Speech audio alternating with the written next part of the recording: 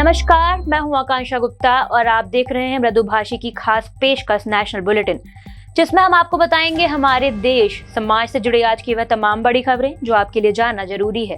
तो चलिए शुरू करते हैं आज की बड़ी खबरों का रिवीजन। इंडिया गठबंधन के सहयोगियों के साथ सीट शेयरिंग पर चर्चा इस साल होने वाले 5 राज्यों के विधानसभा चुनाव के बाद की जाएगी।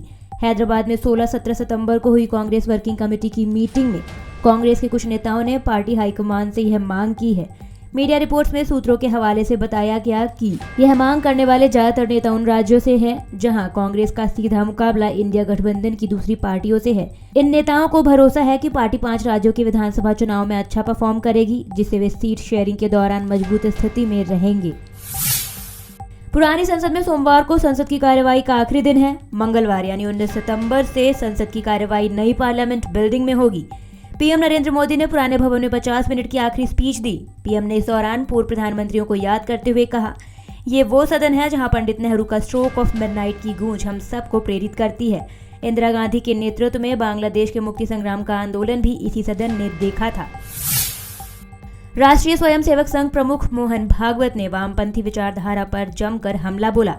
भागवत ने कहा, स्कूलों में छोटे बच्चों से प्राइवेट पार्ट्स के नाम पूछना वामपंथी इकोसिस्टम्स का हमला है। ऐसे विचारधारा के लोगों को लगता है कि वे ताकतवर हैं, भगवान हैं। वे खुद को साइंटिस्ट बुलाते हैं, लेकिन ऐसा नहीं है।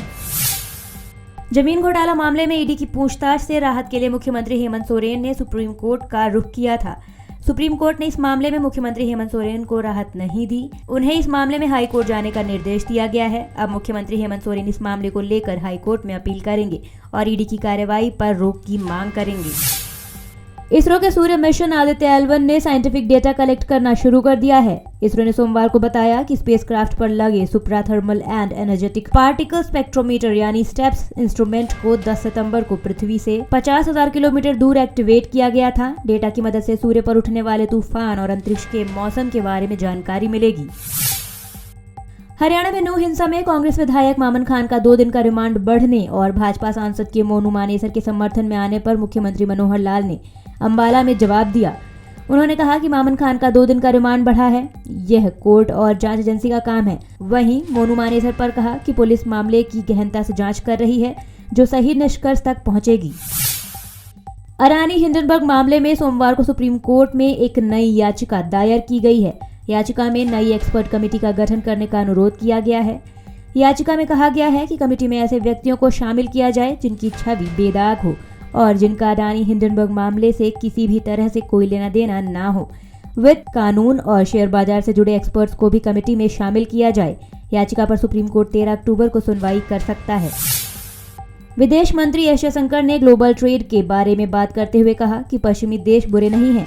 चीन का नाम लिए बिना उन्होंने कहा कि पश्चिमी देश एशियाई और अफ्रीकी बाजारों को अपने सामान से नहीं भर रहे हैं। हालांकि विदेश मंत्री ने ये स्पष्ट किया है कि वो ये कहते हुए वेस्टर्न देशों का पक्ष नहीं ले रहे हैं। जयशंकर के मुताबिक दुनिया काफी पेचीदा है, इसे सिर्फ बुरे पश्चिमी देशों और विकासशील देशों के नजरिए में बांधकर नहीं देखा जा सकता है। कश्मीर के अनंतनाग में सोमवार यानी 18 सितंबर को छठे दिन एनकाउंटर जारी है। मीडिया रिपोर्ट्स के मुताबिक यह इस इलाके में चलने वाली अब तक की सबसे लंबी मुठभेड़ है। पिछले 6 दिनों में सुरक्षा बलों और आतंकियों के बीच 3 जगहों पर मुठभेड़ हुई। इसमें कर्नल, मेजर और डीएसपी समेत 5 जवान शहीद हो चुके हैं, जबकि सेना ने अनंतनाग में 1, बारामूला में 3 और राजौरी में 2 कुल 6 आतंकियों को मार गिराया है। सेना को अभी भी गडूल कोकेरनाग के जंगलों में 2 और आतंकियों के छिपे होने की आशंका है। सबसे एडवांस ड्रोन हिरॉन मार्क 2 से उनके ठिकानों की तलाश की जा रही है। पूर्व वर्ल्ड कप विजेता कप्तान कपिल देव ने टीम इंडिया के परफॉर्मेंस पर खुशी जताई और कहा कि भारतीय टीम वर्ल्ड कप खेलने के लिए तैयार है। सोमवार यानी आज दिल्ली में एक प्रोग्राम के दौरान कपिल देव ने कहा, एक क्रिकेटर के तौर पर हम और करीबी मुकाबला देखना चाहते हैं, लेकिन एक खिलाड़ी के तौर पर मैं यही कहूंगा कि जितना जल्दी हो सके उन्हें ऑल आउट करके जीत हासिल करो। अभी के लिए इतना ही। कल फिर हाजिर होंगे दिन भर की हुई बड़ी खबरों के साथ। तब तक के लिए मृदुभाषी को सब्सक्राइब करना ना भूलें। कल देखिए मृदुभाषी प्रदेश की खबरों का पंच MP Top 5 फेसबुक और YouTube पर सुबह 8:30 बजे।